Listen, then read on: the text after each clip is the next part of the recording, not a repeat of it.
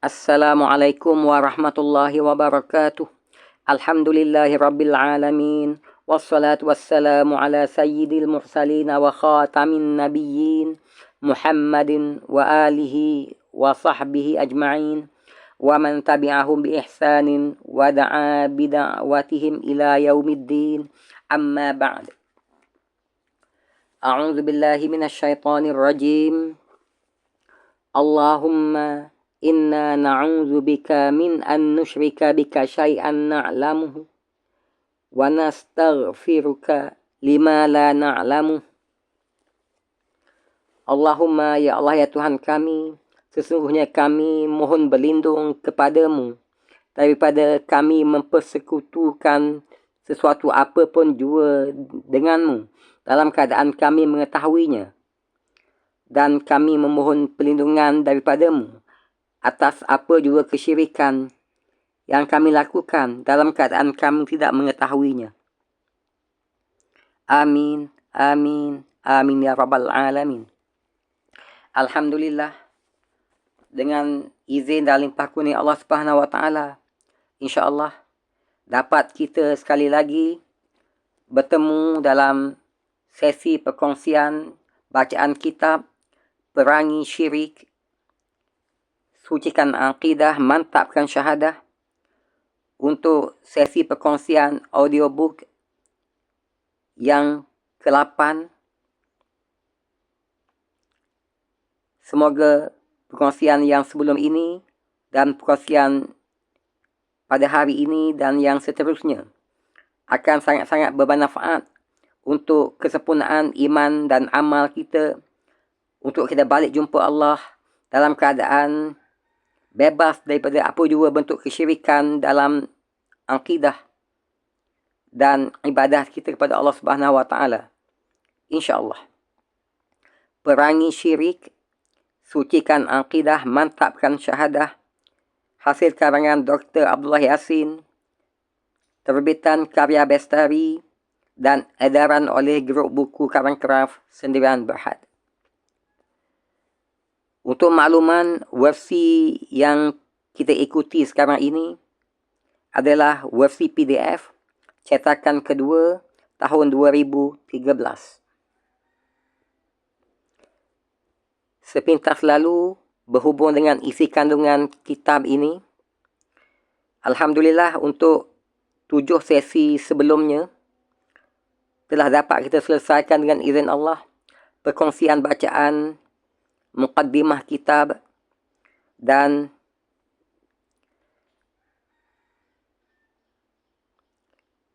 subtopik tertentu daripada bahagian 1 penjelasan 6 rukun iman, bab 1 Islam agama yang hak, iaitu subtopik akidah ataupun i'tiqad, akidah dan syariat, ilmu tauhid, perbahasan ilmu tauhid dan jenis-jenis ilmu tauhid dan jenis-jenis tauhid. Dan insya-Allah perkongsian tersebut bermanfaat untuk kita semua. Dan di pagi yang berbahagia ini, insya-Allah akan kita teruskan lagi dengan sesi perkongsian di bawah subtopik Tauhid dan Ayatul Kursi. Sama-sama kita ikuti, insya-Allah.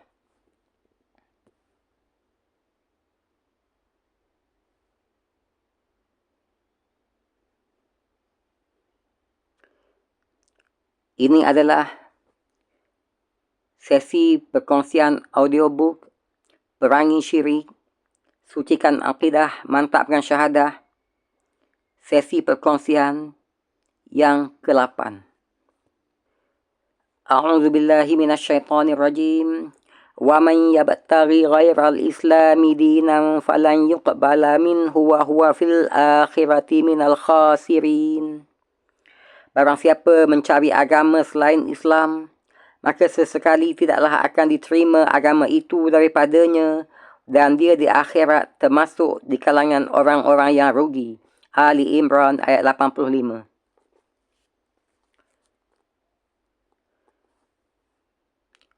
Bismillahirrahmanirrahim.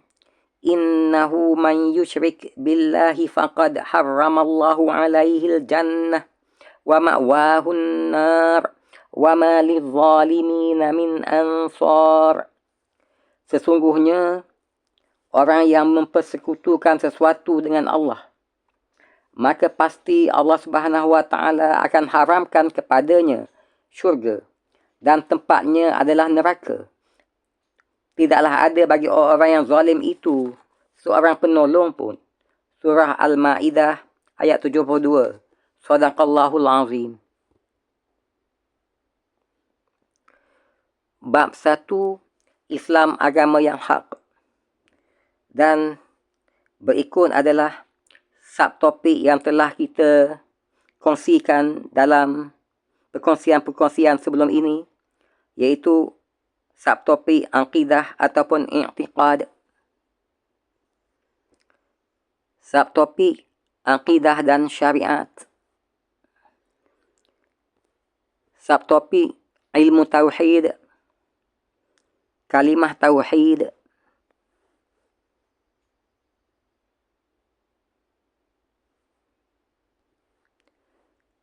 Rukun kalimah tauhid.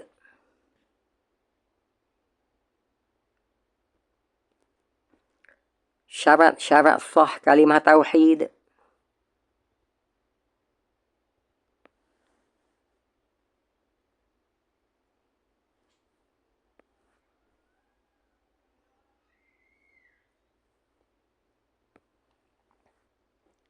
Subtopik perbahasan ilmu tauhid.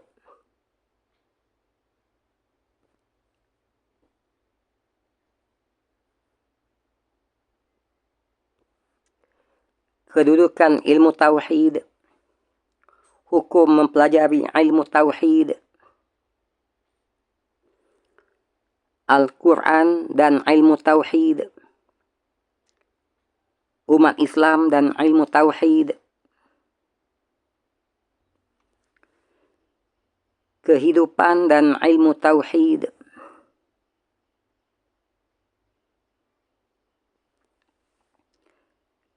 Akibat jahil terhadap ilmu tauhid.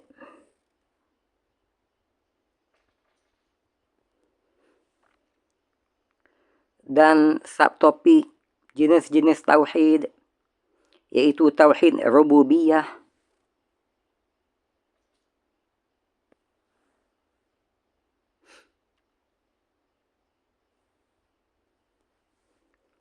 tauhid asma wa sifat,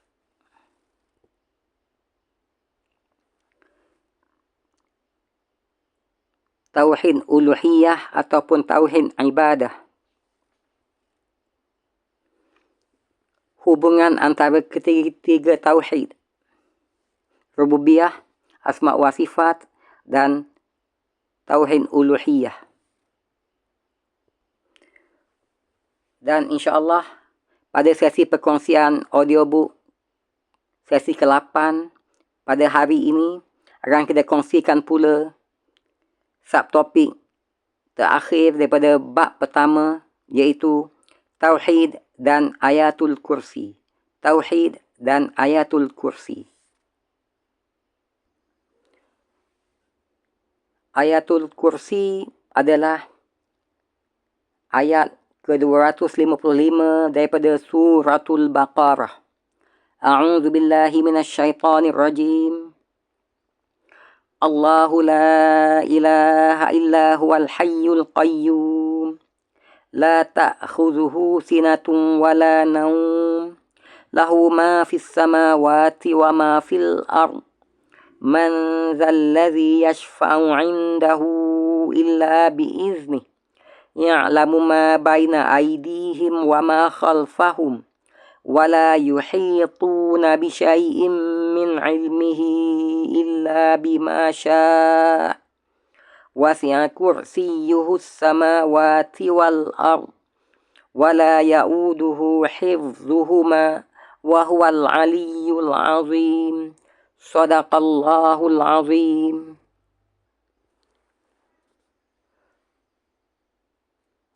Allah, tidak ada Tuhan yang berhak disembah melainkan Dia.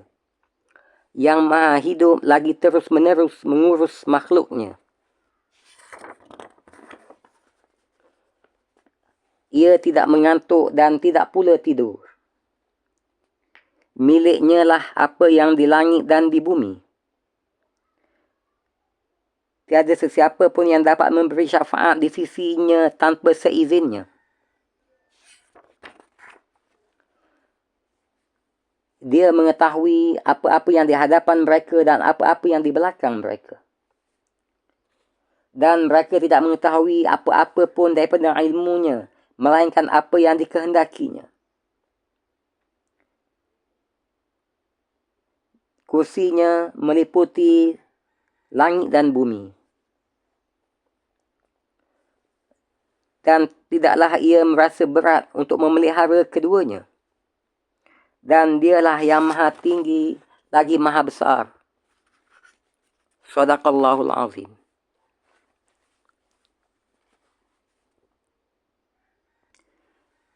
Fadilat Ayatul Kursi.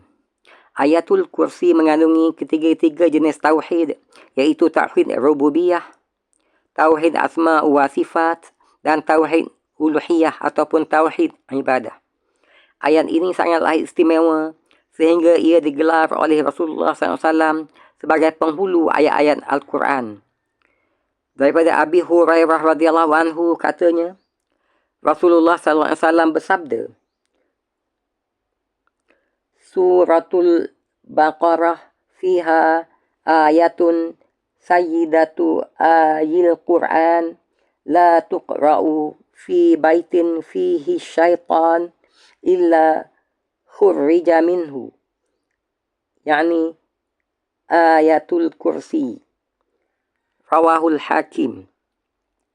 Di dalam surah Al-Baqarah ada penghulu ayat-ayat Al-Quran yang tidaklah ia dibaca di dalam rumah yang ada syaitan di dalamnya, melainkan dikeluarkan syaitan itu dari rumah tersebut, yakni ayatul kursi.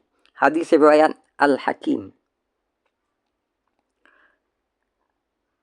Abi Umamah radhiyallahu anhu berkata bahawa Rasulullah SAW bersabda, Man qara'a dubura kulli salatin maktubatin ayatal kursi lam yamna'hu min dukhulil jannati illa an yamut.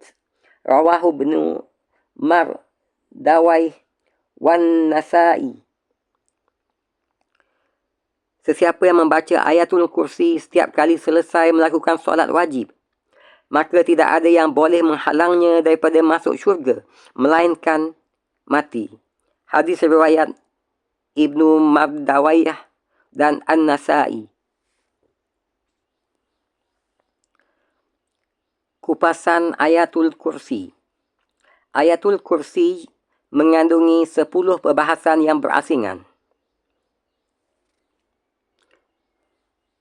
Pertama, Allahu la ilaha illahu. Allah, tidak ada Tuhan yang berhak disembah melainkan Dia. Allah Subhanahu wa Ta'ala menjelaskan bahawa hanya Dia sahajalah Tuhan yang berhak disembah, yakni tauhid uluhiyah. Segala bentuk ibadat wajib ditujukan hanyalah kepadanya semata-mata. Dia tidak boleh disekutukan dengan sesuatu apa pun jua dan sesiapa pun jua. Kedua, Al-Hayyul Qayyum, yang maha hidup lagi terus-menerus mengurus makhluknya. Allah Subhanahu wa Ta'ala mengisbatkan, yakni mensabitkan, menetapkan bagi dirinya sifat Al-Hayy, maha hidup, dan Al-Qayyum, maha berdiri sendiri. Al-Hayy, yakni maha hidup, maknanya kehidupannya kekal abadi, tidak berawal dan tidak pula berakhir. Sifat hidup yang ada pada zat Allah Subhanahu wa Ta'ala adalah kehidupan yang bersifat zatiyah dan kehidupan azaliyah abadiyah. Ia bermaksud kehidupan yang tidak bermula dengan ketiadaan dan tidak pula berakhir dengan kemusnahan. Ini berbeza dengan kehidupan makhluk. Manakala Al-Qayyum pula yakni yang maha berdiri dengan sendirinya atau terus-menerus mengurus makhluknya, membawa maksud. Allah maha pencipta dan mengurus alam dalam semua keadaan. Dia memberi rezeki, memelihara dan mengurus makhluknya menurut kehendaknya. Kedua-dua nama Allah Subhanahu Wa Taala ini adalah di antara Asmaul Husna yang paling agung. Semua Asmaul Husna tersimpul di dalam dua nama tersebut. Semua sifat zatiyah Allah Subhanahu Wa Taala seperti maha melihat, maha mendengar dan maha mengetahui terhimpun di dalam Al-Hajj, dan semua fi'liyah Allah Subhanahu Wa Taala seperti mencipta, mentadbir, memelihara dan memberi rezeki terhimpun di dalam Al-Qayyum. Itulah sebabnya jika kita berdoa kepada Allah Subhanahu Wa Taala dengan menggunakan kedua namanya ini, nescaya dia akan memakbulkan permohonan tersebut. Ketiga, la ta'khudhuhu sinatun wala naum. Dia tidak mengantuk dan tidak pula tidur. Allah Subhanahu Wa Taala menafikan sifat mengantuk dan tidur daripada dirinya. Allah Maha Suci daripada kedua-duanya. Ini kerana kedua-dua sifat tersebut, mengantuk dan tidur, adalah menafikan kesempurnaan sifat Al-Hayy, Maha Hidup, dan Al-Qayyum, Maha Berdiri Sendiri. Penafian ini menunjukkan bahawa Allah Subhanahu Wa Taala ingin menyatakan bahawa bukan sahaja kehidupannya tidak berakhir dengan kematian yang sebenarnya, malah kematian sementara pun, yakni tidur sekalipun, tidak akan menimpanya. Dan bukan sahaja dia tidak ditimpa oleh kematian sementara, yakni tidur, malah muqaddimah kepada tidur itu pun, itu mengantuk pun tidak sama sekali. Jika beginilah kehidupan yang ada di sisi Allah Subhanahu Wa Taala, maka sudah pasti dia mampu mengurus makhluknya dengan baik secara terus-menerus, yakni Al-Qayyum. Nabi Musa alaihissalam pernah bertanya kepada Allah Subhanahu Wa Taala, "Ya Allah, kaumku Bani Israel bertanya, adakah engkau tidur?" Lalu Allah Subhanahu Wa Taala menyuruh Nabi Musa memegang dua kaca. Setelah sekian lama kaca itu dipegangnya, beliau pun mengantuk dan tertidur. Terlepaslah kaca tersebut dari tangannya lalu terhempas dan pecah. Kemudian Allah Subhanahu Wa Taala berfirman, "Hai Musa, jika aku boleh mengantuk dan tidur, nescaya akan hancurlah langit dan bumi ini sebagaimana pecahnya kaca yang terjatuh dari tanganmu itu."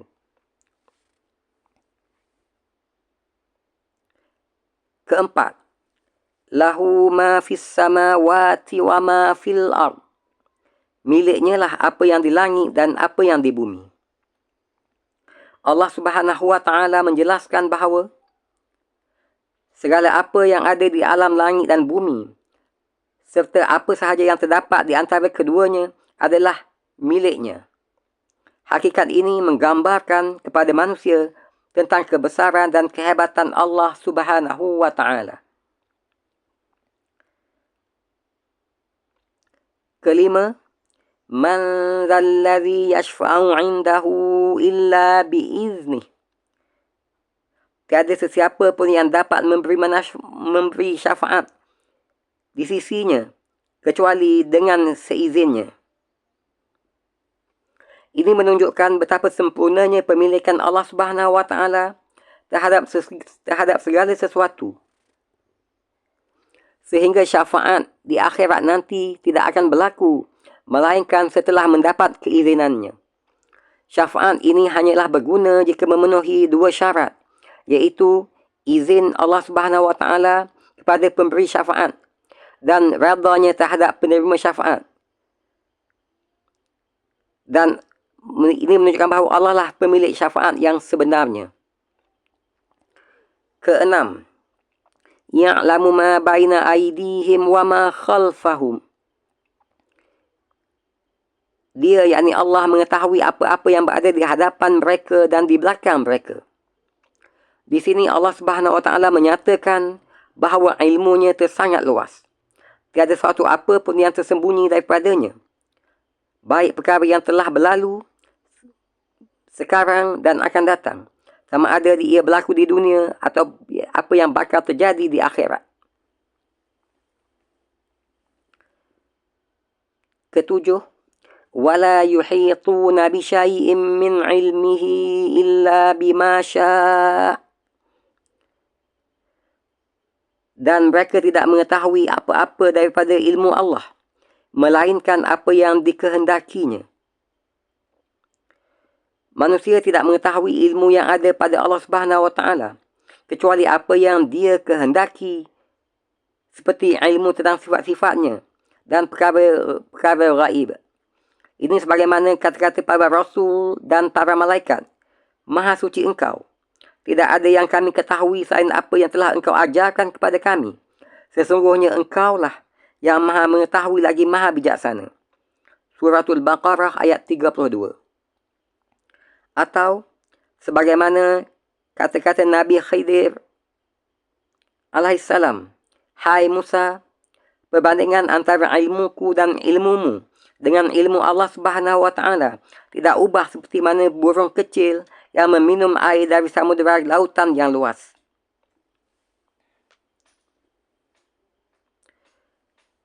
Ke-8. Wasi'a kursiyyuhus samawati wal ard. Kursi Allah meliputi sekalian langit dan bumi. Menurut pandangan yang sahih, bahawa kursi tidak sama dengan arash. Menurut Imam Zamakhsyari, ada 4 jenis tafsiran Al-Kursi tersebut. Tafsiran pertama, hanya gambaran sahaja, yakni betapa agungnya Allah Subhanahu Wa Taala, bukan dalam bentuk kursi yang sebenarnya. Tafsiran kedua, kursi dengan makna ilmunya. Tafsiran ketiga, kursi dengan makna pemerintahannya. Dan tafsiran yang keempat, kursi yang hakiki. Diriwayatkan bahawa Allah Subhanahu Wa Taala telah mencipta Al-Kursi di hadapan arasnya. Kursi Allah Subhanahu Wa Taala sangatlah kecil jika dibandingkan dengan arasnya. Namun kita wajib meyakini adanya arash dan kursi, sebagaimana yang telah diberitakan oleh Al-Quranul Karim. Kita tidak boleh sesekali mengingkarinya. Kita serahkan sahaja ilmu tentang kedua-duanya kepada Allah Subhanahu Wa Taala. ke-9, wala ya'uduhu hifzuhuma, dan tidaklah ia merasa berat memelihara kedua-duanya. Ini menunjukkan betapa hebatnya kekuasaan Allah Subhanahu Wa Taala. Adalah ringan bagi Allah untuk memelihara langit dan bumi serta apa yang terdapat di antara keduanya. Tidak ada yang tersembunyi baginya. Semua makhluk berada di bawah kekuasaannya. Dan yang ke-10, wahwal aliyul azim, dan dia maha tinggi lagi maha besar. Maha tinggi bermaksud tidak ada satu apa pun yang dapat mengatasi kedudukannya. Maha besar ataupun maha agung bermaksud tidak ada yang lebih besar, lebih agung daripadanya. Sesiapa sahaja yang meninggikan diri dan membesarkan dirinya terhadap Allah Subhanahu Wa Taala, nescaya dia, yakni Allah, akan merendahkan martabatnya di dunia ini serta diseksa dan dengan hina di akhirat kelak. Pengajaran yang dapat dikutip daripada Ayatul Kursi antaranya adalah: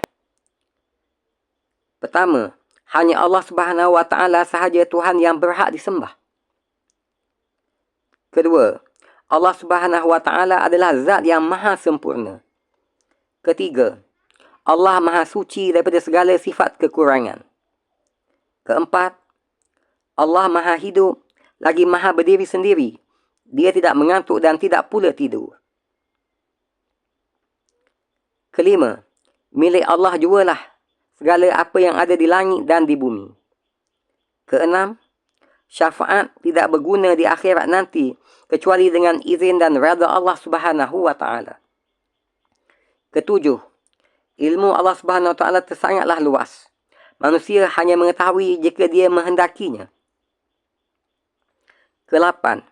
Kita wajib beriman tentang adanya kursi Allah Subhanahu Wa Taala tanpa tamsil, yakni tanpa menyerupakan dengan sesuatu, dan tanpa takyif, yakni tanpa menanyakan bagaimana keadaannya. Ke-9. Amatlah mudah bagi Allah Subhanahu Wa Taala untuk memelihara langit dan bumi. Ke-10. Allah Maha Tinggi, tidak ada yang boleh mengatasi ketinggiannya. Dan Allah Maha Agung, Maha Besar, tidak ada yang mampu mengatasi kebesaran dan keagungannya.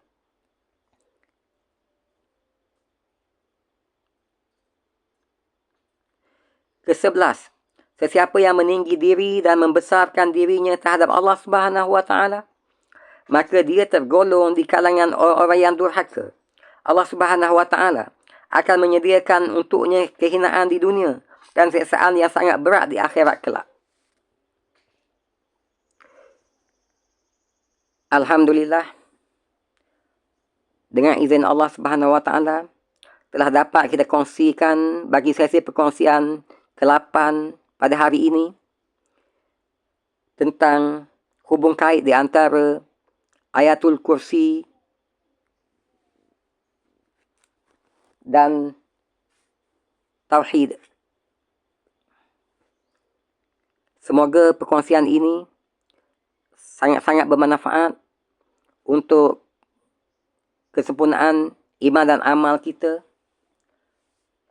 agar iman dan amal soleh kita itu akan dapat kita laksanakan dalam kehidupan dunia kita tanpa sedikit pun dicampur adukkan dengan kesyirikan.